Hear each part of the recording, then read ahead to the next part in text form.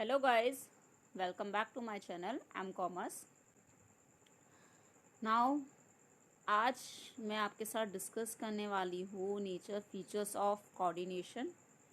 It means इसके coordination the essence of management मैं आपके साथ लास्ट क्लास में डिस्कस कर चुकी हूँ कि आपका कोऑर्डिनेशन होता क्या है और कोऑर्डिनेशन को समरी क्यों बोला गया है मैनेजमेंट की. तो आज उसी को कंटिन्यू रख के मैंने आज nature and features of coordination आपके साथ डिस्कस करने वाली हूँ. तो बढ़ते अपने टॉपिक की ओर, देखते हैं आपका टॉपिक में क्या बोला गया है. सी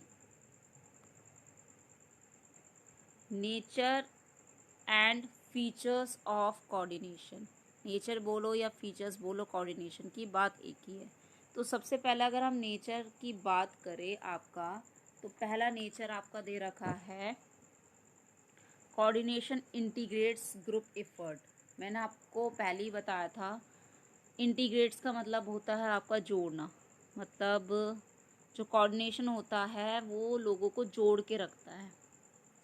तो the concept of coordination always applies to group effort. तो जो कॉन्सेप्ट है आपका कोऑर्डिनेशन का वो हमेशा किसके ऊपर अप्लाई किया जाता है? ग्रुप के ऊपर अप्लाई किया जाता है, ना कि इंडिविजुअल के लिए. क्योंकि there is no need for coordination when only single individuals working. क्योंकि अगर कोई सिंगल इंडिविजुअल है वो काम कर रहा है, सिंगल पर्सन काम कर रहा है, तो उसको कोऑर्डिनेशन की ज़रूरत नहीं पड़ेगी. कोऑर्डिनेशन की ज़रूरत हमेशा एक ग्रुप एफर्ट में पड़ती है जब हम ग्रुप में काम करते हैं, सब मिलकर काम करते हैं. ओके. तो the need for order lines integration arise only when more individuals are working, as different individuals come from different backgrounds, have different styles of working, so there is need to unify their efforts in common direction. तो order lines के लिए, integration के लिए सिर्फ तब ज़रूरत पड़ेगी जब ज़्यादा से ज़्यादा इंडिविजुअल्स काम कर रहे होंगे. डिफरेंट इंडिविजुअल्स आएंगे, वो भी डिफरेंट बैकग्राउंड से आएंगे, डिफरेंट स्टाइल लेकर आएंगे और डिफरेंट स्टाइल में वो काम करेंगे. तब आपको क्या ज़रूरत पड़ेगी? एफर्ट डालने की ज़रूरत पड़ेगी कि जो सारा काम हो रहा है वो कॉमन डायरेक्शन में हो. तभी आप सक्सेसफुल हो सकोगे, लीड कर सकोगे आप फर्स्ट पोजीशन में. ओके. तो कहने का मतलब सिंपली ये बोला गया है कि जो कॉन्सेप्ट होता है कोऑर्डिनेशन का हमेशा आपका ग्रुप में काम करता है, ना कि इंडिविजुअल के लिए. क्योंकि अगर सिंगल पर्सन काम कर रहा है तो उसको कोऑर्डिनेशन की ज़रूरत नहीं पड़ेगी.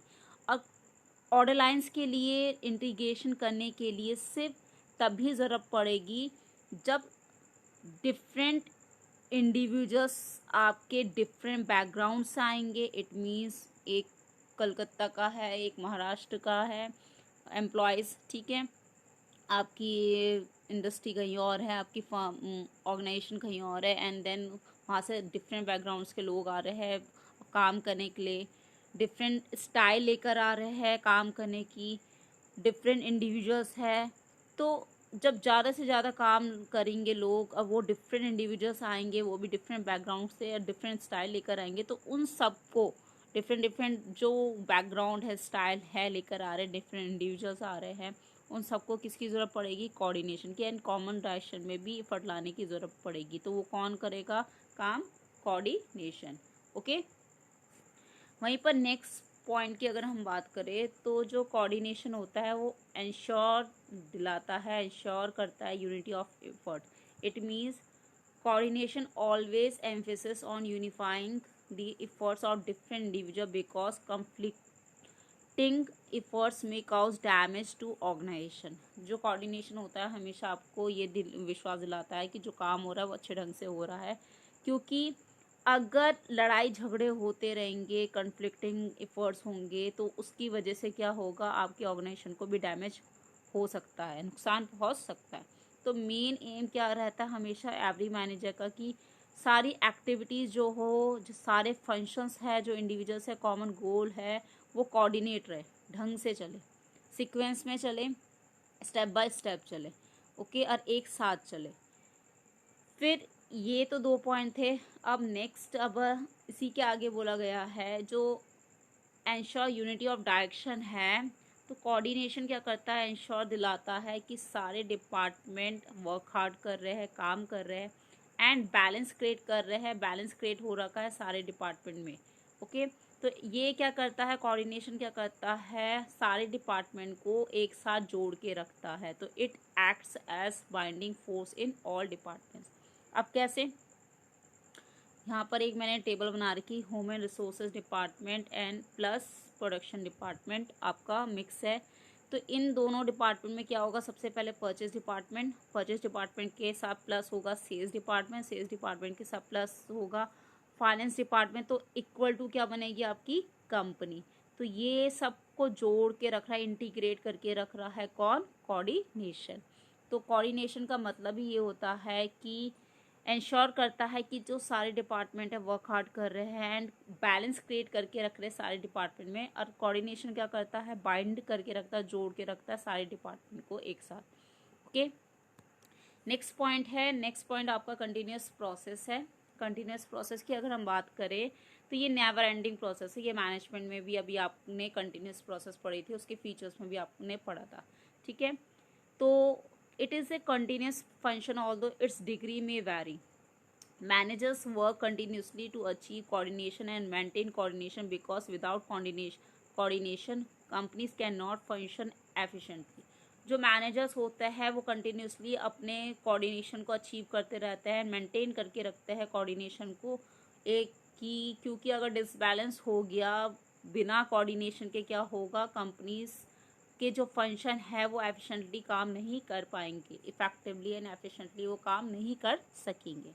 ओके, फिर नेक्स्ट पॉइंट की अगर हम बात करें तो नेक्स्ट पॉइंट है आपका coordination is a pervasive function. Pervasive को हमेशा क्या बोला गया, यूनिवर्सल, मतलब नेवर एंडिंग तो है ही, बट परवेसिव मतलब हर जगह, बिजनेस हो नॉन बिजनेस हो, आपका स्कूल हो क्लब हो, हर जगह कोऑर्डिनेशन की ज़रूरत पड़ती है। जैसे मैनेजमेंट आपका परवेसिव फंक्शन होता है, यूनिवर्सल फंक्शन होता है, वैसे कोऑर्डिनेशन भी आपका यूनिवर्सल फंक्शन होता है, परवेसिव फंक्शन होता है। तो इट मीन्स इसकी कोऑर्डिनेशन की रिक्वायरमेंट हर लेवल में होगी, हर डिपार्टमेंट में होगी, एंड ये परफॉर्म करेगा हर फंक्शन जो इंटरडिपेंडेंस काम करते हैं, वेरियस एक्टिविटीज़ होती है उनको जोड़ के रखेगा on each other. For example, अगर हम एग्जाम्पल की बात करें, if low quality inputs are purchase by purchase department, अगर माना हमने परचेज डिपार्टमेंट के थ्रू हमने लो क्वालिटी के इनपुट्स परचेज करे तो उसका रिजल्ट क्या आएगा, प्रोडक्शन भी लो होगी, लो क्वालिटी प्रोडक्ट बनेंगे आपके, और जिसका रिजल्ट आएगा कि लो सेल भी होगी, लो रेवेन्यू होगी एंड सो ऑन। तो ये कोऑर्डिनेशन की कमी है। तो कोऑर्डिनेशन होना बहुत ज़्यादा ज़रूरी है, तभी आपका जो रिज़ल्ट होगा प्रोडक्शन का वो हाई क्वालिटी में हो सके। रिज़ल्ट क्या है आपका, high sale, high revenue and so on. Okay, तो सिंपली यहाँ बोला गया है कि जो परवेसिव फंक्शन होता है, यूनिवर्सल फंक्शन होता है, इट मीन्स कोऑर्डिनेशन की रिक्वायरमेंट हर लेवल में होती है, हर डिपार्टमेंट में होती है, and to perform all the function due to interdependence of various activities on each other. क्योंकि ये फंक्शंस जो होते हैं सारे अपने इंटरडिपेंडेंट काम करते रहते हैं और एक दूसरे के लिए काम करते हैं। तो आपका भी ये एग्जाम्पल के थ्रू बताया गया। ओके, वही नेक्स्ट पॉइंट की ओर बढ़ते हैं। नेक्स्ट पॉइंट है आपका fifth point, coordination is the responsibilities of the managers. Coordination is the responsibility. It means coordination is not the task of only top level managers, but managers working at different level try to coordinate the activities of organization. Coordination सिर्फ आपका task top level of manager का ही duty नहीं है कि वही coordination create करे क्योंकि वो ऑर्गेनाइजेशन के लिए प्लान एंड पॉलिसी बना रहे हैं, ऐसा कुछ नहीं है। जो मैनेजर डिफरेंट लेवल में काम कर रहे हैं तो वो भी कोऑर्डिनेट करने की कोशिश करें कि जो एक्टिविटीज़ हो रही ऑर्गेनाइजेशन में वो अच्छे से काम कर सके, अच्छे से कोऑर्डिनेट हो सके। ओके, तो टॉप लेवल जो होते हैं वो कोशिश करते हैं कि जो ओवरऑल प्लान एंड पॉलिसीज है ऑर्गेनाइजेशन से रिलेटेड उसमें कोऑर्डिनेशन बना रहे, उनके बीच में कोई इक्वालिटी बनी रहे। इट मीन्स ठीक है, तो मिडिल लेवल ट्राई करेंगे, कोशिश करेंगे, middle level of management try करेंगे कि जो डिपार्टमेंट की एक्टिविटीज़ है वो अच्छे से कोऑर्डिनेट रहे, अच्छे से चले, एक साथ चले। और लोअर लेवल के क्या करेंगे कि जो वर्कर्स की एक्टिविटीज़ है वो कोऑर्डिनेट हो सके। ओके। तो हर लेवल का अपना अपना, जहाँ जहाँ डिफरेंट लेवल में काम कर रहे हैं मैनेजर्स, उन सब की अपनी अपनी ड्यूटी होगी कि वो कोऑर्डिनेट करवाए, कोऑर्डिनेशन क्रिएट हो सबके बीच में, चाहे वो वर्कर्स के लिए हो, चाहे वो डिपार्टमेंट्स के लिए हो, चाहे वो ऑर्गेनाइजेशन के लिए। फिर वहीं पर 6 पॉइंट की अगर हम बात करें, नेक्स्ट पॉइंट की अगर हम बात करें, लास्ट पॉइंट है आपका, coordination is a deliberated function. Coordination को डेलिब्रेट फंक्शन क्यों बोला गया है? क्योंकि कोऑर्डिनेशन एक जानबूझ के फंक्शन बनाया गया है। इट मीन्स कोऑर्डिनेशन जानबूझ के क्रिएट किया जाता है, क्योंकि अगर कोऑर्डिनेशन नहीं होगा तो आपका बिजनेस अच्छे से रन नहीं कर पाएगा।